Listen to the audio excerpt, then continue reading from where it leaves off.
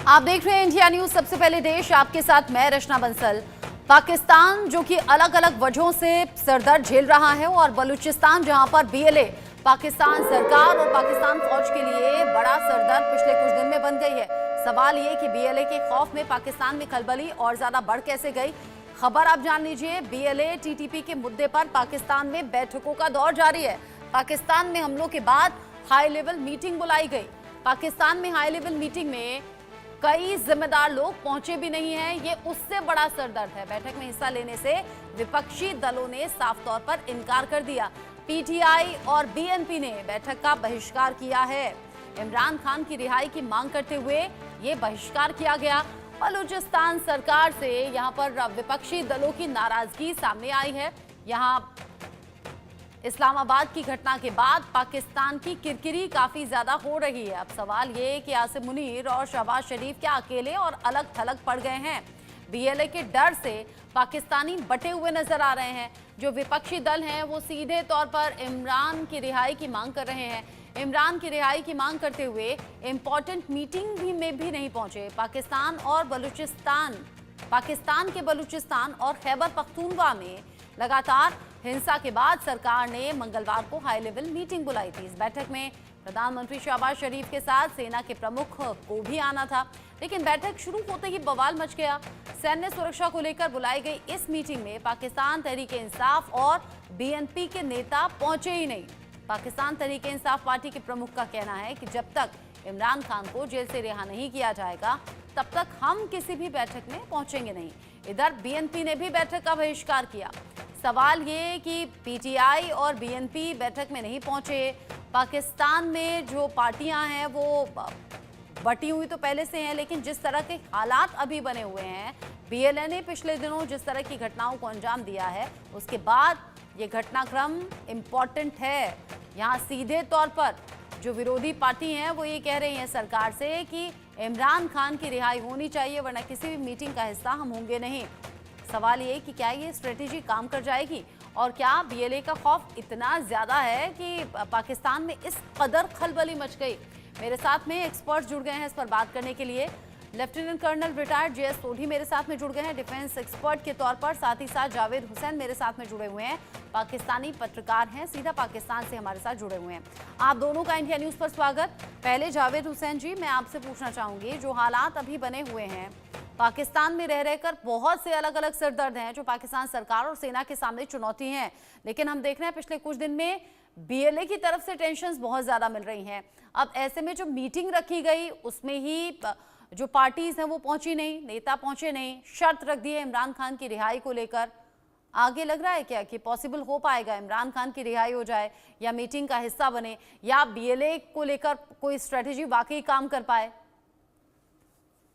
जी, सबसे पहले तो आपका बहुत शुक्रिया कि आपने इनवाइट किया। देखिए, बिल्कुल कल हमारे एक बहुत ही अहम सिक्योरिटी मीटिंग थी, और उसमें जो आपने बिल्कुल सही बताया, उसमें हमारे आर्मी चीफ, हमारे पीएम और जितने भी इम्पोर्टेंट लोग थे, कई सियासी जमातों के उसमें लोग उसमें शामिल थे, और बड़े अहम फैसले उसमें लिए गए। क्योंकि ये भी बात सही है, कल हमने बाकायदा इस चीज़ को तस्लीम किया कि एनफ इज एनफ, और हमें ये बात मानना होगी कि ये एक स्टेट ऑफ वॉर है, और जब स्टेट ऑफ वॉर होती है तो फिर स्टेट को अपने बेस्ट ऑप्शंस को इस्तेमाल करना होता है उन तमाम आतंकियों के खिलाफ जो कि स्टेट की जो रेट है उसको चैलेंज कर रहे हैं। लेकिन यहाँ मैं आपको एक बात वाजे भी कर दूं, जैसे आपने अपने इंट्रो में भी कहा कि इमरान खान की जो पार्टी है वो इसलिए इस इतनी अहम मीटिंग के अंदर आई नहीं क्योंकि वो रिहाई की मांग कर रहे थे। ऐसा नहीं था, वो रिहाई की मांग नहीं कर रहे थे। ये सबको पता है इमरान खान की रिहाई जो है वो अभी इतनी जल्दी होने नहीं वाली है।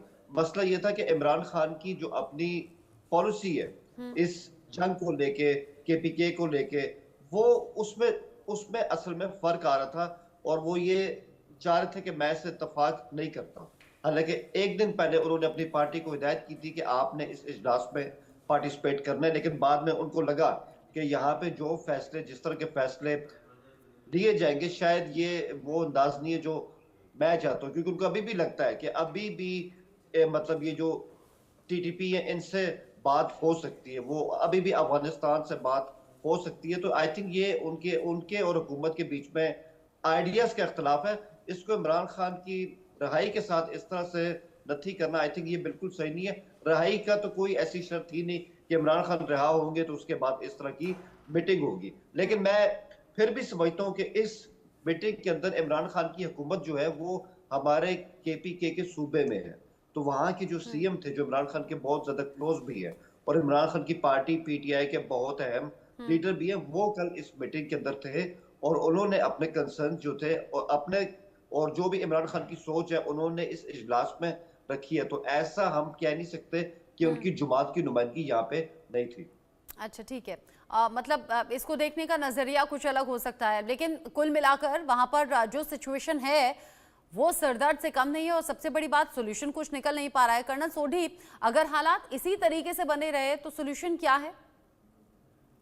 जय हिंद रचना जी, ये मेरा सौभाग्य कि मैं आपके न्यूज चैनल और विख्यात को पैनलिस्ट के साथ हूं। इस वक्त पाकिस्तान के प्रधानमंत्री शहबाज शरीफ और सेना अध्यक्ष जनरल असीम मुनीर के सामने एक ही लक्ष्य होना चाहिए कि किस तरह से वो पाकिस्तान को टूटने से बचा सकते हैं। और अगर वो पाकिस्तान को वाकई में बचाना चाहते हैं, उन्हें इन छोटी मोटी चीजों पे बिल्कुल ध्यान नहीं देना चाहिए कि इमरान खान जेल के अंदर है, जेल के बाहर है। इस वक्त की मांग है कि जितनी राजनीतिक पार्टियां हैं पाकिस्तान की, इन्हें इकट्ठे आके हर मुमकिन कदम लेने होंगे अपने देश को टूटने से बचाने के लिए, और उसमें सबसे अहम भूमिका इमरान खान निभाएंगे। पिछले साल पीयू का एक रिसर्च पोल हुआ था जिसमें यह आंकड़े आए कि 61% पाकिस्तानी नागरिक इमरान खान को पसंद करते हैं शहबाज शरीफ के कंपैरिजन में और नवाज शरीफ के कंपैरिजन में। इस वक्त अगर कोई पाकिस्तान में सबसे लोकप्रिय नेता है, बल्कि मैं कहूंगा 1947 से जब से पाकिस्तान एक नया राष्ट्र बना तब से सबसे लोकप्रिय नेता पाकिस्तान में ऑब्वियसली मोहम्मद अली जिन्ना है, लेकिन उसके बाद कोई नंबर 2 पे सबसे पॉपुलर पॉलिटिकल लीडर है तो वो इमरान खान है। इस वक्त पाकिस्तान की मांग है कि इनको रिहा करना चाहिए, इन सारों को इकट्ठे बैठना चाहिए, अपने मुल्क को टूटने से बचाना चाहिए। रचना जी, मैं आपके दर्शकों को एक बात बताना चाहूंगा। 1971 का जो ये युद्ध हुआ जिसे पाकिस्तान 2 हिस्सों में टूट के बांग्लादेश एक नए राष्ट्र के रूप में उभरा, तब भी कुछ ऐसी ही राजनीतिक सियासत थी, एग्जैक्टली सेम तो नहीं थी। सिमिलर लाइंस पे उन्होंने अपने एक प्रोमिनेंट जो राजनेता थे तब ईस्ट पाकिस्तान के मुजीबर रहमान, उसको उन्होंने अरेस्ट किया, उसको उन्होंने इलेक्शन जो जीता था उसको सत्ता नहीं दी। ये सारी चीजें पाकिस्तान देख चुका है।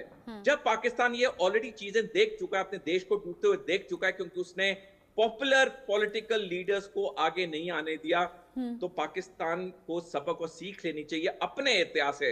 बाकियों के इतिहास से मत लो, अपने इतिहास से सबक और सीख लो। अपने देश को बचाना है तो उन्हें इमरान खान को रिहा करना पड़ेगा, तभी जाके शायद इस मसले का कोई हल निकल सकता है। अब हम यहाँ बैठकर सिर्फ ये कोशिश कर सकते हैं या बात कर सकते हैं कि भाई सोल्यूशन क्या निकलेगा, क्योंकि पाकिस्तान में जो हालात हैं वो मुफीद तो कतई नहीं है। जावेद हुसैन जी भी हमारे साथ में हैं, कर्नल सोढी भी हैं, लेकिन किस तरीके से बीएलए बड़ा सिरदर्द साबित हुआ है पाकिस्तान के लिए वो जान लेते हैं। पाकिस्तानी आर्मी पर बीएलए का वार लगातार जारी है, पिछले कुछ दिन में बढ़ गया है। पाकिस्तान पर बलूच विद्रोहियों का कहर लगातार टूट रहा है और ये पाकिस्तानी फौज पर, पाकिस्तानी पुलिस वालों पर है। बलूचिस्तान में पाकिस्तानी सेना के काफिले पर हमला हुआ है और ये एक से ज्यादा बार हुआ है। हम देख रहे हैं पिछले कुछ दिन में बीएलए ने ट्रेन हाईजैक करने के बाद सेना को निशाना बनाने का काम किया। हमले में पाकिस्तानी सेना के 90 जवान ढेर हो गए और ये खुद बीएलए की तरफ से कंफर्म किया गया। क्वेटा से तफ्तान जा रहे सुरक्षा बलों के काफिले पर हमला किया गया, यहां भी बड़ा नुकसान करने के इरादे से हमला हुआ। बलूच लिबरेशन आर्मी ने जाफर एक्सप्रेस हाईजैक किया था और उसके बाद में यह हमला किया गया। बीएलए ने ट्रेन में सवार 214 लोगों को मारने का दावा भी किया। आप समझिए कि संख्या कितनी ज्यादा बड़ी है। क्वेटा से करीब 160 किलोमीटर दूर ट्रेन हाईजैक की गई थी और ये सब कुछ प्लान तरीके से हुआ था। पाकिस्तानी आर्मी पर बीएलए का वार लगातार जारी है और न सिर्फ आर्मी बल्कि पुलिस वालों पर भी हमले हो रहे हैं और जगह जगह जो धमाके होते हैं या जो हमले होते हैं उसमें मेन टारगेट रहता है पाकिस्तान में पुलिस वाले और फौज वाले, और इसमें बड़ा नुकसान हो भी रहा है। बीएलए लगातार ये दावा कर भी रहा है कि बड़े नुकसान यहाँ बीएलए की तरफ से हुआ, लेकिन जिस तरीके से बीएलए का खौफ बढ़ गया है या फिर ये हमले बढ़ गए हैं उससे पाकिस्तान में खलबली तो देखी जा रही है। बड़ी बात ये भी कि मीटिंग्स तो चल रही हैं, लेकिन क्या मीटिंग से सोल्यूशन निकल पाएगा? जावेद हुसैन जी, ये जो कुछ डेटा हमने अभी शेयर किया है, इसमें अगर कोई तब्दीली है तो वो भी बताइए, और अगर ये सभी बातें सही हैं तो ये तो बहुत बड़ा सरदर्द हुआ ना किसी भी देश के लिए, किसी भी देश की सरकार या सेना के लिए। रचना जी देखें, इस बात से कभी इनकार नहीं किया, और मैं अगर आपके सामने कहूँ, कल की जो मीटिंग हुई हमारी पार्लियामेंट के अंदर, इतना अहम इजलास हुआ है, वो एक रूटीन की कार्रवाई थी, तो ऐसा तो बिल्कुल नहीं है। इस बात की जो सेंसिटिविटी है, इसको तो बिल्कुल अब मान चुके हैं कि ये वाकई एक मसला है और इसको आयरन हैंड्स के साथ निपटने की बहुत ज्यादा जरूरत है, इसमें कोई शक नहीं है। दूसरी बात मैं कहूँ, हमें एक निगाह कल का जो हमारी कल जो मीटिंग हुई है, उसमें जो ऑपरेशनल हवाले से फैसले लिए गए हैं, अगर आप मुझे मौका दें तो मैं वो आपके साथ शेयर करना चाहता हूँ। कल के इजलास में ये भी फैसला किया गया है कि जो हमारी केपीके की वहाँ के जो सिक्योरिटी के इदारे हैं, उनको ज्यादा से ज्यादा फंडिंग की जाएगी ताकि वो ज्यादा मैक्सिमम तौर पे इस जंग के अंदर इफेक्टिव हो सके। इसी तरह बलूचिस्तान के अंदर हमारी जो लेविस की फोर्स है, उनको मुकम्मल तौर पर पुलिस के अंदर मर्ज किया जा रहा है, और वो 26,000 है, ताकि उनको एक रेगुलर जो है फोर्स उसके तौर पर उनको ढाल दिया जाए। फिर इसके अलावा जितना भी जो हमारी मेन बॉर्डर सिक्योरिटी है अफगानिस्तान के साथ, उसको ज्यादा इफेक्टिव किया जाए। अफगान रेफ्यूजीज 31 मार्च के बाद वो यहाँ पर नहीं होंगे, उनकी मतलब ज्यादा से ज्यादा जो अफगान रेफ्यूजीज है उनको उनके घर वापस भेज दिया जाए। और 6 घंटे ये इजलास कल जारी रहे, इस तरह के फैसले लिए गए हैं। और सबसे अहम फैसला है कि खासकर जो इनके सेफ हेवन्स है, अब चाहे वो केपीके के अंदर है, बलूचिस्तान के अंदर है, ये सरहद पर अफगानिस्तान में है, वहां तक भी हमारी एक्सेस होगी, क्योंकि अब इनके हाइड आउट्स है उनको बिल्कुल भी टॉलरेट किया नहीं जाएगा। एक बात मैं कहूंगा, आपने अभी जो अपने दिए फिगर के इतने इन्होंने अटैक किए और इतनी ज्यादा क्या यूनिटीज हुई हैं, तो मैं आपको बताऊं कि बहुत बेहतर है कि BLA के जो फिगर है इनको कोट मत करें, क्योंकि उसकी कोई ऑथेंटिसिटी नहीं है। आप मुझे खुद बताए ना, क्या उनका कोई सियासी फेस है, क्या उनका कोई सेक्रेटेरिएट है, क्या उनकी कोई दफ्तर है? आपको ऐसे कोई उनके वेयर अबाउट्स नहीं मिलेंगे। वो जो कुछ करते हैं सोशल मीडिया के ऊपर करते हैं, और सोशल मीडिया में हकायक को जानना बहुत ज्यादा अहम होता है। तो मैं नहीं समझता कि उनके जो फिगर है वो इतने ज्यादा क्रेडिबल है। अच्छा, आप कहते हैं कि उनके फिगर्स पर ना जाएं, और आप कह रहे हैं कि घंटों कल जो मीटिंग हुई है वो किसी रिजल्ट तक पहुंच सकती है। कर्नल सोढी, आपको भी ऐसा लगता है क्या मीटिंग्स किसी निष्कर्ष तक पहुंचे, और निष्कर्ष फिर अगर इम्प्लीमेंट किए जाते हैं तो हालात सुधर सकते हैं? क्योंकि बलूचिस्तान में जो हालात हैं, BLA की जो मांग है या फिर जो उनके एक्शंस हैं, वो आज के नहीं है, लंबे वक्त से हैं। रचना जी, अगर हम इतिहास में जाएं तो जब पाकिस्तान एक नए देश के रूप में उभरा 14 अगस्त 1947 को, तो बलूचिस्तान पाकिस्तान का हिस्सा नहीं बना और वो आज़ाद देश की तरह रहा। लेकिन खान ऑफ कलात पे इतना प्रेशर डाला गया, पाकिस्तान सेना की 2 डिवीजन भेजी गई, 41 इन्फेंट्री डिवीजन जो आजकल क्वेटा में है, और 33 इन्फेंट्री डिवीजन जो कि इसमें है ग्वादर में है। इनको दोनों डिविजन्स को भेजा गया और बलूचिस्तान पे पूरी तरह कब्जा किया गया, और खान ऑफ कलात के कनपट्टी पे बंदूक रखी गई और उनसे साइन कराया गया इंस्टीट्यूट ऑफ एक्सेशन। और 27 मार्च 1948 को बलूचिस्तान अपनी जन की इच्छा के विपरीत पाकिस्तान में विलय हुआ। विलय तो हो गया, लेकिन उसके बाद भी जिस तरह से पाकिस्तान ने बलूचियों को सेकंड ग्रेड सिटीजन के तौर पे रखा, बलूचियों को कभी उन्होंने मेन स्ट्रीम में इंटीग्रेट नहीं किया, उनको हमेशा एलिनेट, उनको हमेशा आइसोलेटेड रखा, जिसकी वजह से आज ये जो आक्रोश है, ये आज या कल या 1 साल पहले का आक्रोश नहीं है, ये 77 साल का आक्रोश है। रचना जी, मैं आपके दर्शकों को एक आंकड़ा देना चाहूंगा। पाकिस्तान में जो पंजाबी हैं, उनकी जो पॉपुलेशन स्ट्रेंथ है वो है 38.8%, लेकिन पाकिस्तानी सेना में पंजाबी अफसर JSU जवान की तादाद है 75%, और बलोचियों की कितनी तादाद है पाकिस्तानी सेना में? 0.3%। यही हाल सारी पाकिस्तानी सरकारी नौकरियों का है, जहां पे पूरा कंट्रोल पाकिस्तान के पंजाबियों का है। उन्होंने बाकी जो कौमें हैं, बलोची हैं, पश्तून हैं, सिंधी हैं, उनको सेकंड थर्ड ग्रेड सिटीजन के तौर पे रखा है। तभी आज पाकिस्तान में जगह जगह पे आक्रोश है, जगह जगह पे ये सूबे टूट के आजाद देश होना चाहते हैं। तो ये 77 साल की ये जो इन्होंने बीज बोए थे आज पूरा बरगद बन गया है। थोड़ा पेड़ भी नहीं बना है, बरगद बन गया है। और ये बरगद अब सिर्फ टूटेगा, नीचे गिरेगा, यानी कि बलूचिस्तान आजाद होगा, क्योंकि पाकिस्तान की नियत और नीतियां असफल रही हैं जब से ये देश बना है। आज उसी का खामियाजा पाकिस्तान भुगत रहा है। ठीक है, यहाँ अलग अलग अंदाज हैं, अलग अलग अंदाजे हम लगा सकते हैं, अनुमान लगा सकते हैं, लेकिन क्या होगा क्या नहीं होगा ये भविष्य पर छोड़ देते हैं। अच्छा हुसैन जावेद जी, चूंकि मुझे वाइंड अप करना है, 20 सेकंड में अगर आप कुछ कहना चाहें तो बोल सकते हैं।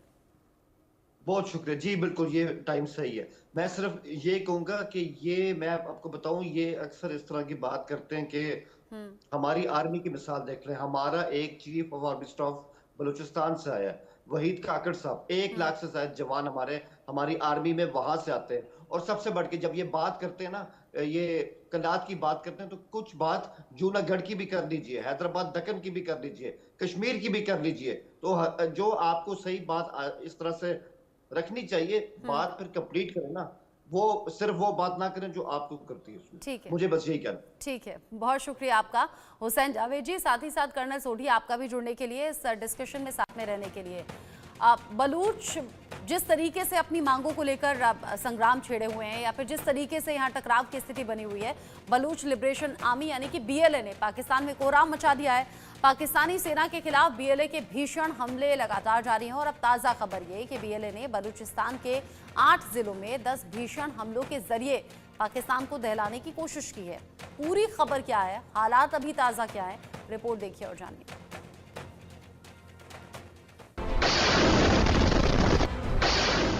BLA का चौतरफा अटैक, खतरे में पाकिस्तान। बलूच लिबरेशन आर्मी ने फिर मचाया कोहराम। BLA ने बढ़ाई पाकिस्तान की टेंशन। पाकिस्तानी सेना के खिलाफ BLA का खतरनाक अभियान। BLA ने फिर सिखाया पाकिस्तान को सबक। पाक के 8 जिलों में BLA के भीषण 10 हमले।